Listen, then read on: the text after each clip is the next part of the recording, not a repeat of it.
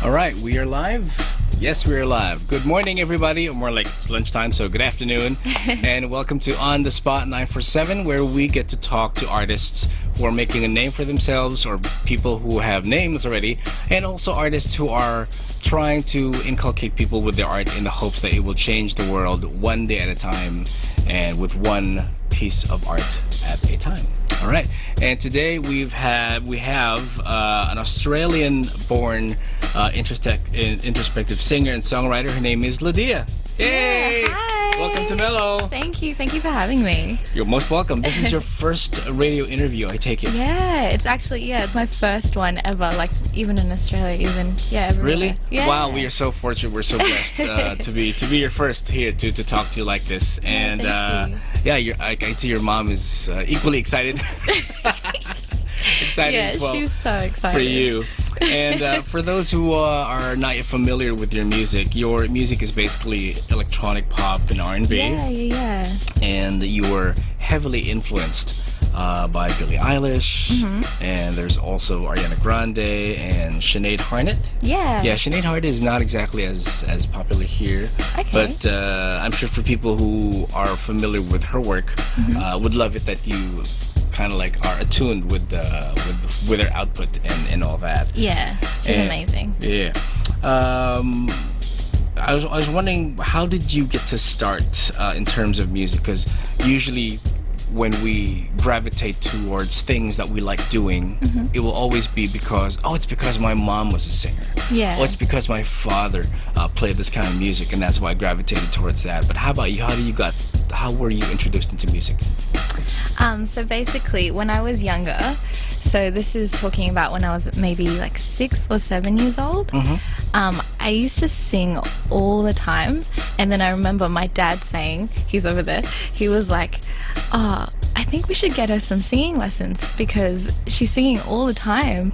So they started me off with singing lessons and piano lessons as well. Yeah, so that's how I started, and I eventually started songwriting as well, just because I thought it was kind of fun and it was just like a pastime for me. And then obviously that's where I am now. Yeah.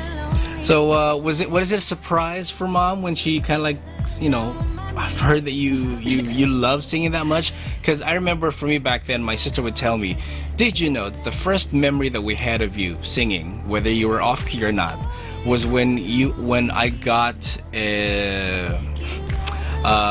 one of mom's utensils from from the kitchen, and I was just and she would play the organ. My sister would play the organ, and I would put the headset on, and I would get one of those kitchen utensils, and we'll just do that.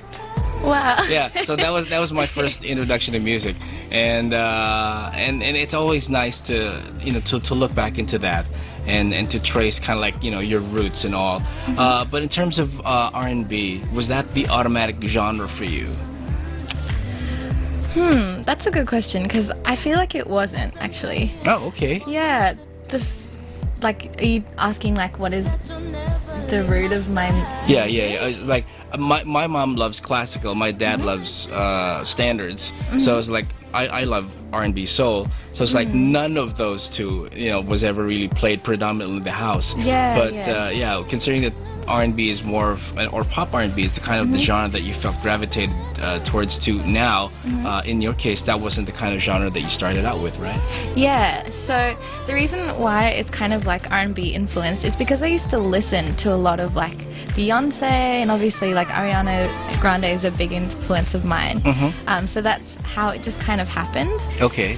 And I feel like as a Filipino as well, this is like something that we're naturally good at, if that makes sense, like vocally, like it just happens to go in that timbre. Exactly. Yeah. Filipinos go out in the world, they sing, they perform, we slam good. Oh, we do. Yeah. So yeah, Pinoy pride, as they say. Any OPM or Filipino musical influences as well that you kind of like saw yourself like, hey, I wouldn't mind covering a song in Tagalog? Was there any? In Tagalog, I'm actually not too sure, but I know, like, James Reid? Yeah. Yeah, I love his music, and I would love to cover one of his songs, like Or him. better yet, work with him as well. Oh yeah, That would be the best, 100%. right? Yeah, that would be the best. And did you ever get to meet any of your favorite? I'm sure you, since you grew up in Australia, popular Australian singer-songwriters as well. My favorite would be Tina Arena. Oh, I okay. love her to bits. There's also Delta Goodrem. Mm-hmm. Yeah. How about you? Were you able to meet any of your idols growing up as well? There's an artist called Guy Sebastian. Yeah. I remember meeting him. He was like, I think he came to like a shopping center. Mm-hmm. I think we got his album signed, which was pretty cool. So I got to meet him. Other than other Australian artists, I haven't actually. Not yet. Not yet. But if, let's say, top pick, who would be that one Australian artist that you would want to work with? Ooh, I would love to work with Cosmos Midnight. Ah, okay. They're really similar to my sound, actually. And Wafia as well. Wafia. Yeah. Yeah. I was listening to your song on the way here, and I was picking up some, yes, as you said, some Ariana Grande influences. There's a little bit of Tamia as well. Yeah. And there's a little bit of Brandy in it as well. And I'm, totally digging it.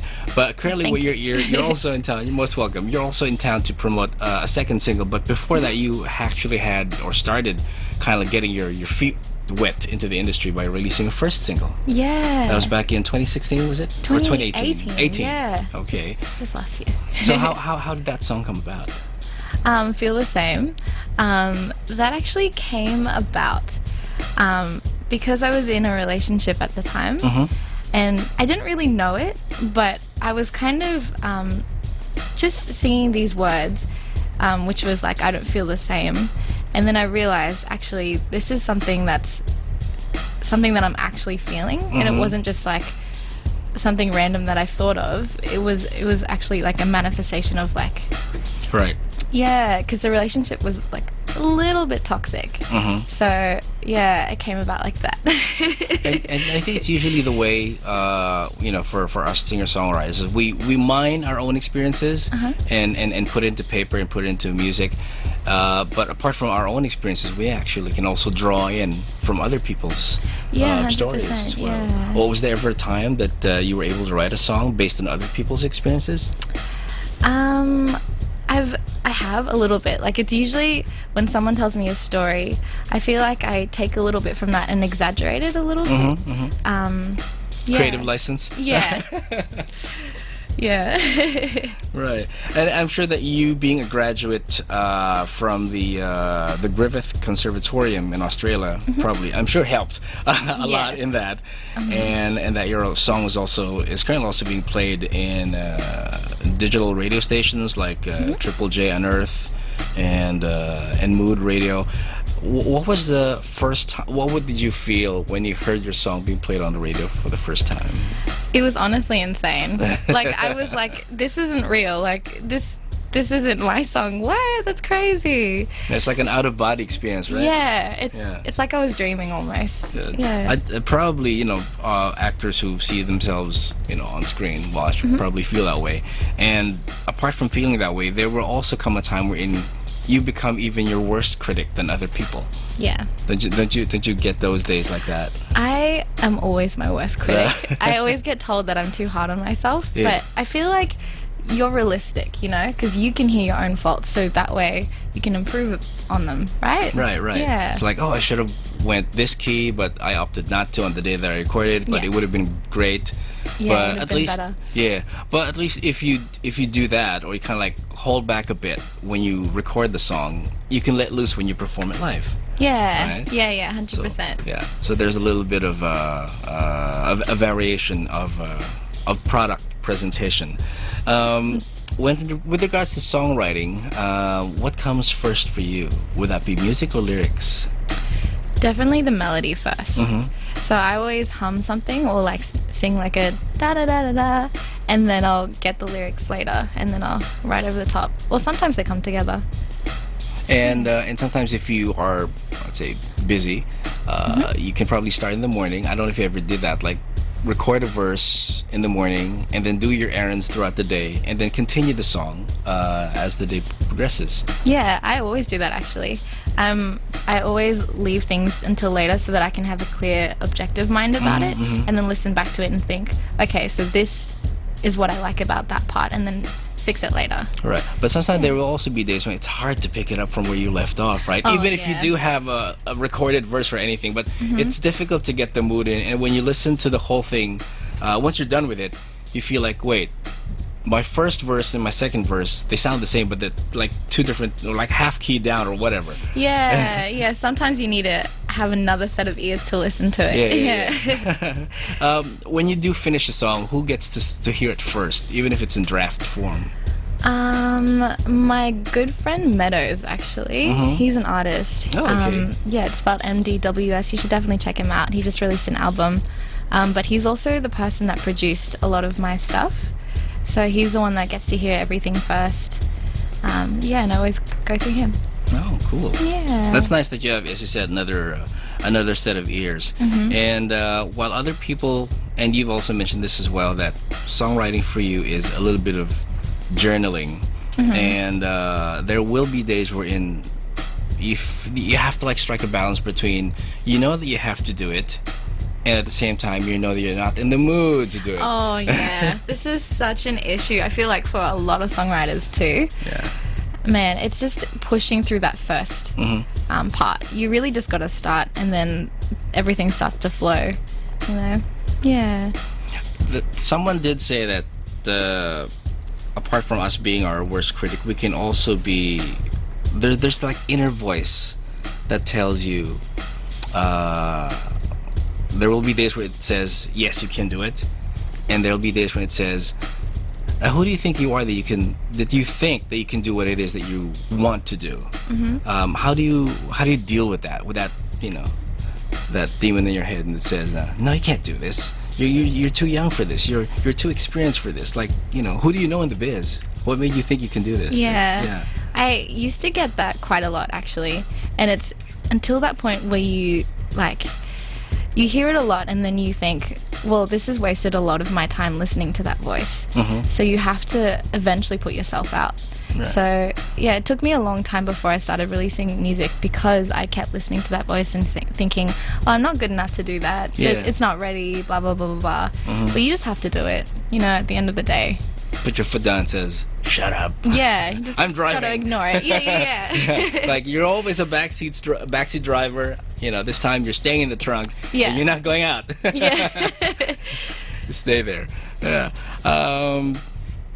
Who else, apart from your family, of course, and your friends, kind of like supported you in this venture, and since that kept where you take inspiration from most of the time?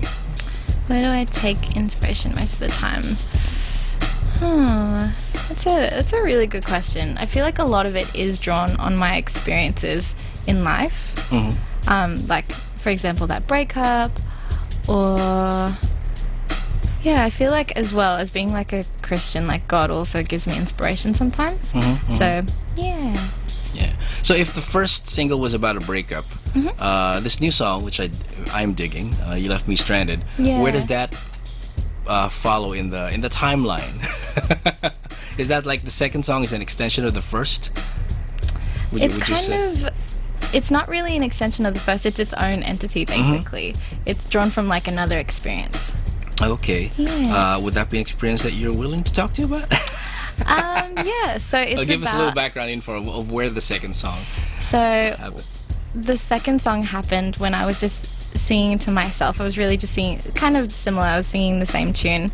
I was just on my keyboard at the time, but basically it's about like a loved one leaving, and like you want to be happy for them, so you just let them do what they want to do, and then that's what the song is about. Right.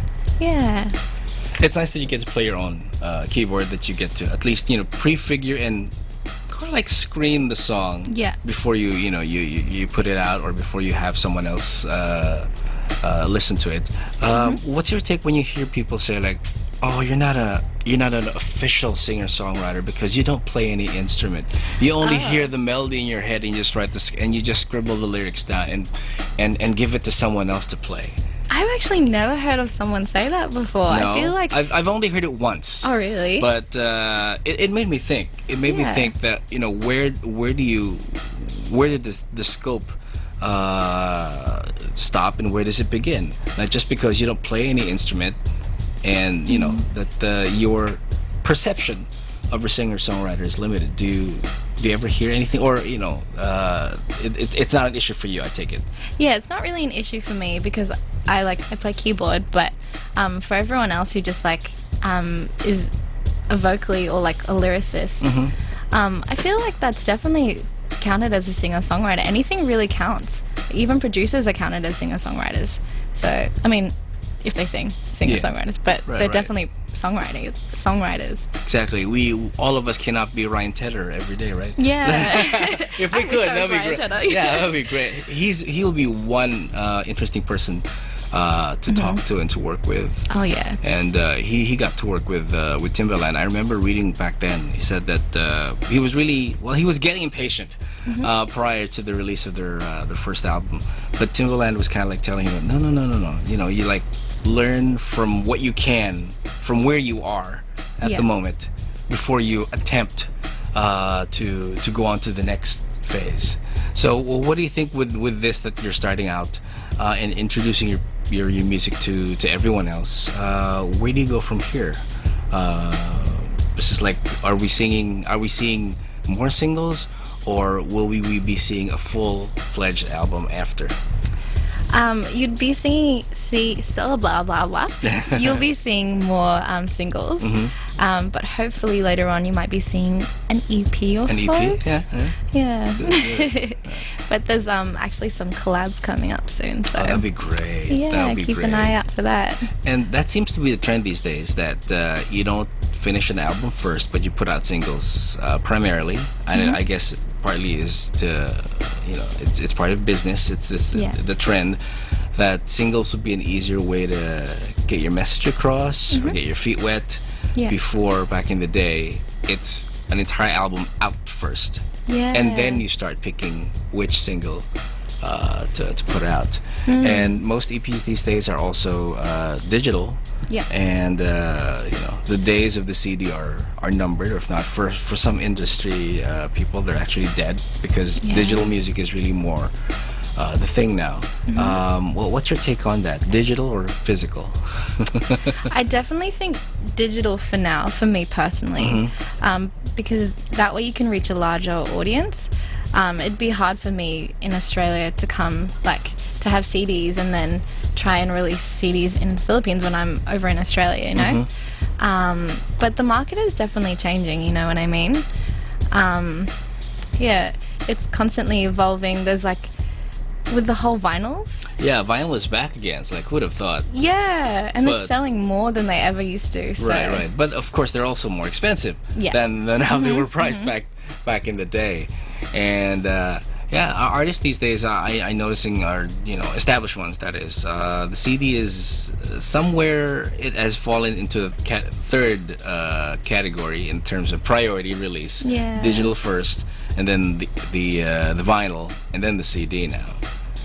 It seems to be that way. Hopefully, the trend might, you know, turn on its head again and give us something else. Yeah. Who knows? I mean, We'll never know. You know, exactly. And moving forward, who knows? These days, they'll just probably be selling USBs in the market Yeah. with the artist profile and your EP in there, so you can Yeah. just plug and play, load it in wherever it is, to Here's my whatever mixtape. appliance.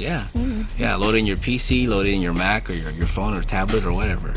Yeah. Yeah. It's sometimes daunting to think that, you know, for people who started way before any of us, that technology would be like this. Well, what do you think technology would be maybe 5 years from now in terms of music? I'm actually not too sure. I feel like it's definitely gonna stay digital because that's the easiest to access. But in terms of what format, I'm not 100% sure. Yeah. It keeps changing. Yeah. And if you kind of like, as I say, don't dance to the music, you'll be left behind. Right. Yeah. But it's nice to know that the artists like you are willing to embrace the change Yeah. and incorporate that change into the music and present us a whole new product. Yeah.